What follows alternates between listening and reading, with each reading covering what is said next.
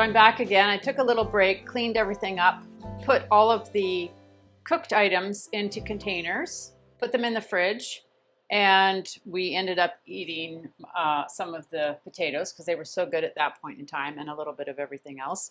The only other things that we need to cook tonight is the chicken and then making cheese sauce. I'm going to actually add a chunk of the bone broth for the cheese sauce. I think it will add a tiny bit of flavor to it. So I've cut up the chicken breast.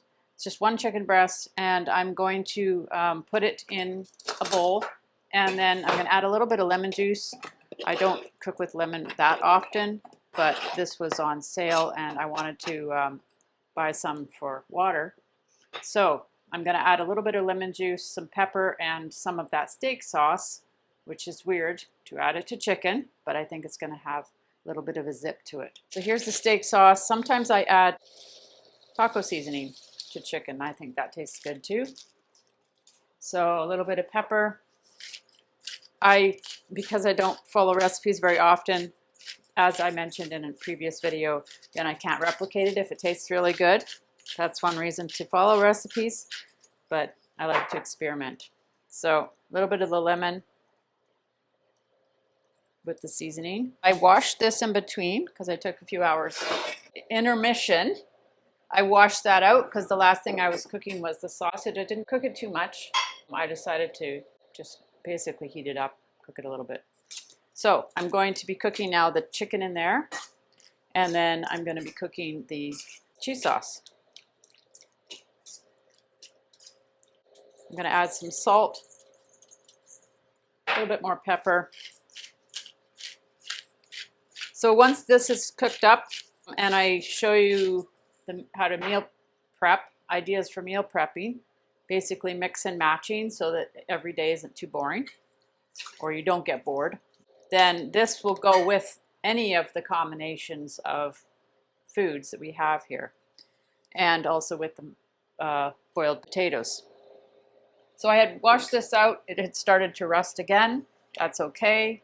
I'm going to add fair amount of the olive oil. I could add butter, but if you cook butter too hot, then it starts to burn. If you make ghee, so sometimes I'll take a whole pound of butter and I'll heat it very low on the stove to make ghee. And what happens is it separates out. The skim milk goes to the bottom, the fat's in the middle, and the top is this sort of crunchy, salty part. So I think that's what's actually burning off when you cook butter. I don't know, maybe it's the skim milk. And then what I do is I put it into ice cube trays, and once it's separated out, then I just keep the part that's the fat, and then I have chunks of that, and I'll put it like in a Ziploc bag, and that's handy to use. Okay, so we're just cooking. It's a little dark out, so hopefully the light is okay right now. It got dark while I took a break. Just gonna cook up this chicken. I'm putting it fairly high because I want it to brown. Now, when you're making cheese sauce, you make a roux. So we're going to use butter, and then we're going to add flours. This, as you'll notice, this is the only grains. I think the only grains that I know of. There's maybe a bit of grains that they use in sausage in order to make it all stick together. So that's an example of what grains do, is they stick things together. I'm going to use the butter. I'm going to cook not a huge amount of cheese sauce, but I'm going to use a fair amount of butter. So on this low carb diet that I eat, I do not measure micronutrients, macronutrients, all of that kind of thing, but I do try to not limit the amount of butter, but I'm not specifically eating a stick of butter. But when I cook with butter, I'm not limiting it. So tastes good. I used to never cook with butter. I used to only use margarine because I believed the messaging that margarine was healthier for you. But since 2012, I have never used margarine. So I'm just going to fry this up. I'm only using these 2 burners right now, as I said, because as soon as I start using these, our fire alarm goes off. It's super sensitive. I guess I could move the fire alarm. In order to make the cheese sauce, I melt the butter, and then I'm going to use a scoop In general, it's equal portions of butter to flour. When I first learned how to do this in cooking school, I want it to be a bit buttery. So I'm going to use a little bit less flour than that. And I want it to be thin enough in order to put into the meal prep containers. And so if it's too thick, as it cools, it evaporates and it gets thicker and thicker. And then you got this little blob to put on top. But also if it's too buttery, then it acts like hollandaise sauce and it separates. But hollandaise sauce is delicious. I'll have to do a video on how to make hollandaise sauce. It's super simple. Actually, while I'm waiting, I'll tell you. It's so simple. You get a pan like that one that I used for the chicken.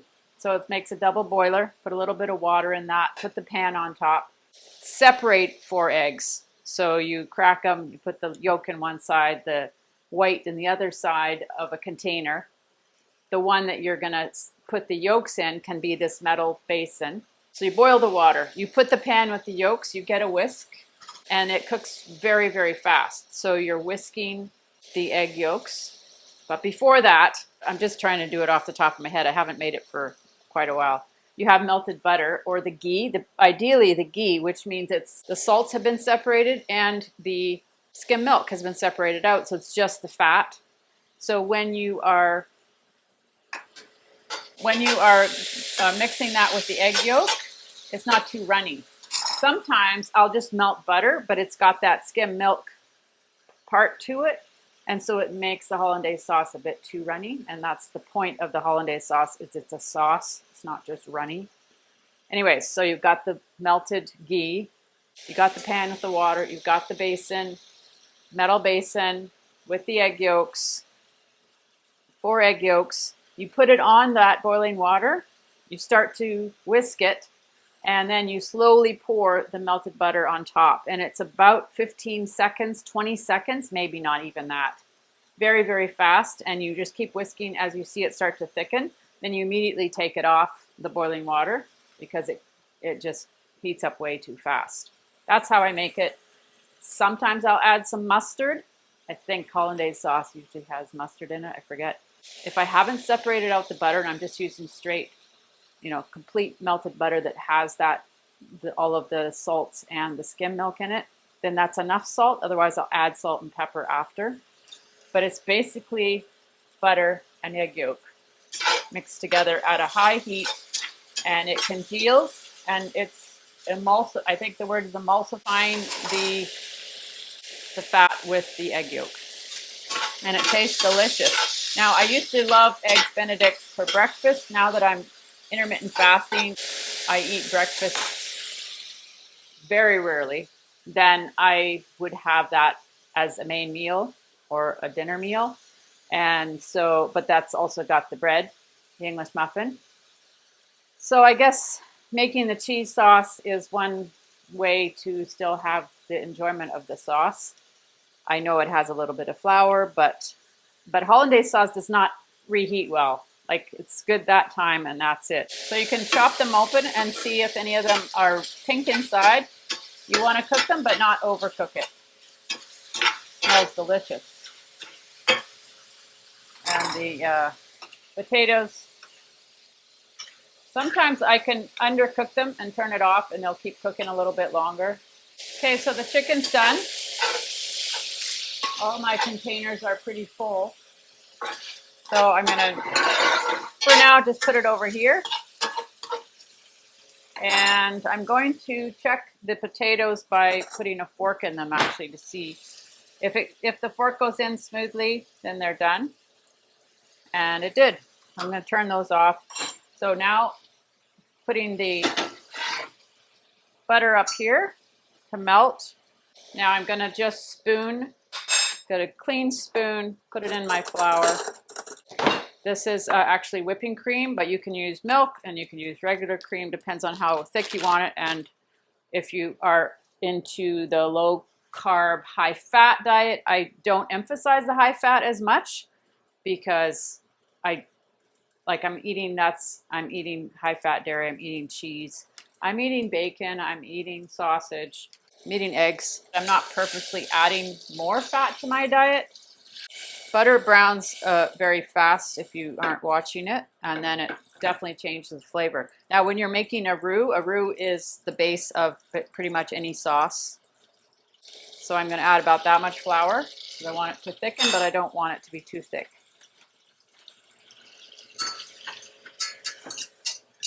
This is what it's looking like. So you can actually brown that a bit on purpose, and it will flavor it. It will give it a little bit of a roast, more of a roast flavor, or yeah, browned butter flavor. But I don't have to do that. So I'm going to add this cream first. So that's the butter and the flour. Now, if the roux is hot and you add cold liquid, it shouldn't have lumps. If they both are the same temperature, it's more likely to have lumps, so it emulsifies. So all of the flour and the cream and the butter is all one texture. I could have grated the cheese, but I didn't feel like washing my grater again. So I'm going to add this chunk of bone broth. There's very, like not a lot of strong flavor to the bone broth because I literally only use bones. I don't add other vegetables while I'm cooking it, or salt or pepper, but it will just give a little bit more flavor overall. So the cheese I'm going to add, and you want it to melt but not boil too long because it can separate a little bit. If I need a little bit more liquid, I can always just add a little bit more cream or even some water. Mixing the cream, the flour, the bone broth, and the cheese. I'll be honest, I've never actually added bone broth in the past. I would have added milk to thin it out a bit, but when I have it on hand, when I have room in my freezer, because it makes a lot. When I cook the bones, you don't have to do it that much, but when I do it, I use probably 3 bones worth, and it's almost that full of water. So it fills up almost 2 pans worth when it's done. So I have to have room for all that in the freezer because I can't use it all at once. I guess I could if I was making soups or stews, but I just like to have it on hand. Now, because I use the straight butter and not ghee, then the salts are in there, and butter is fairly salty. I only ever buy the salted butter since salt is good. Salt is good as long as you aren't eating processed foods, because you need salt, and none of these in their raw form had salt. And so you have to add it in because our body needs some salt for electrolytes. Okay, so you can see what this is looking like. It's nice. You don't have to use cheddar cheese. I could have used the Monterey Jack. It just would have been a white cheese sauce then. So I'm just wanting it just to get up to the stage where the cheese melts. Texture looks good. I remember in cooking class for gravies, they'd say dip the spoon in and you put your finger across it, and if it starts dripping down from the top, it's a good gravy. So this wouldn't be a good gravy because it's not dripping down enough. It's too thick. But for cheese sauce, that's okay. Okay, so it's just about melted. Now, I made sauce the other week with just butter and cream, no flour, and it turned out pretty good. You have to sort of boil it down to thicken it. So I don't always add flour, but I do once in a while. A little bit of carbs, a little bit of processed grains that I do eat once in a while. And compared to the amount of flour I used to eat when I would eat bread and buns and cakes and cookies and all of those things, it's a very, very small amount. That is the end of this 1 ingredient food cooking class that's gone on almost 5 hours total. Now, it doesn't usually go this long, but I would stop it and start it and clean stuff up and move stuff and wash my hands. So it's taken a little longer. It usually will take me, if I was literally doing this all from scratch, it's about 2.5 to 3 hours. If I'm just doing it on my own. If I use the food processor to cut up the vegetables, of course, it would change the look of them. They'd be much more symmetrical.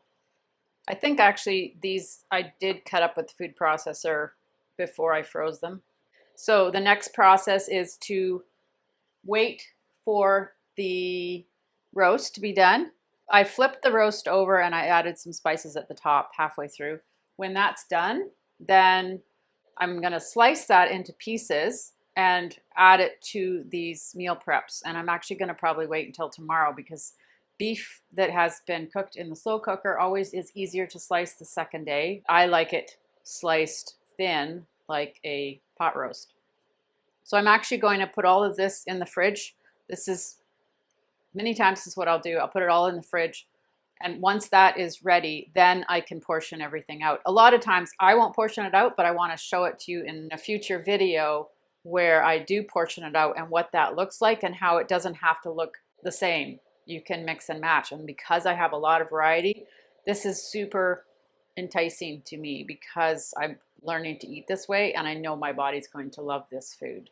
I'm not going to have stomach aches. I have very few allergies, if any. If I eat this way, I just feel really, really good eating this way. Oh, I was going to say one other thing over the years that I've learned. And actually, I think I learned this way back when, where if you have raw meat and you cook it, so raw meat that's come from the freezer, and you cook it, you can put that back in the freezer one time. If it's something that's already cooked and you thaw it, don't put that back in the freezer. That's for health and safety. You can get sick from that. So that's for the meat. So these were raw when technically sausage has been cooked, especially this farmer sausage, but I still treat it the same way. So I hadn't cooked it. I had put it in the freezer in slices. I brought it back. Now I don't want to put that back in the freezer. I'll eat that, or our family will eat that over the next week.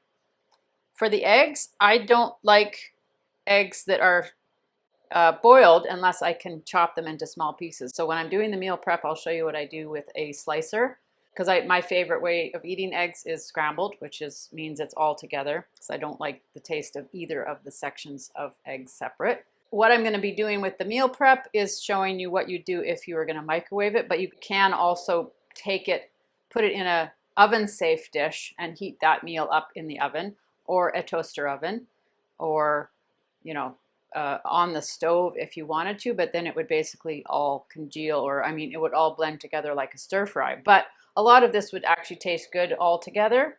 I don't know, the spinach turns everything green or black. The liquid on the bottom of the spinach is always black. So it depends on how much you want it to taste all together. And then the garlic turned out great, and you can sprinkle that on top of just about anything. It makes everything taste good. So we've got everything done, and thank you for watching. This is the pot roast, which is turning out awesome.